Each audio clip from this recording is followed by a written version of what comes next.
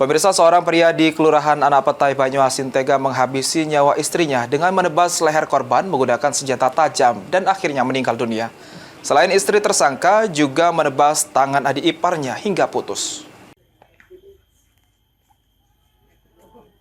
Peristiwa tragis terjadi di sebuah rumah warga di Kelurahan Anak Petai, Kecamatan Prabu Mulih Utara, Kota Prabu Mulih.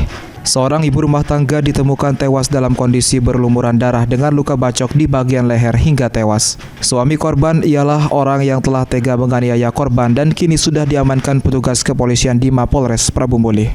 Menurut pengakuan tersangka, jika hubungannya dengan sang istri yang sudah tidak baik hingga membuatnya kesal lalu menganiaya korban hingga tewas.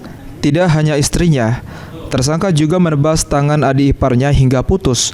Namun adik iparnya masih selamat dan kini harus menjalani perawatan di rumah sakit.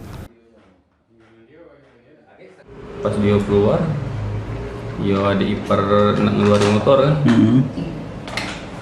Ya peganglah tangan rumah tadi kan, ku ajak masuk lagi. Dia melolong, minta tolong.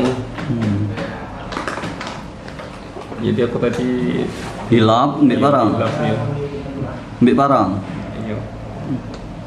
Terus habis ambil barang itu Langsung arah ke dia.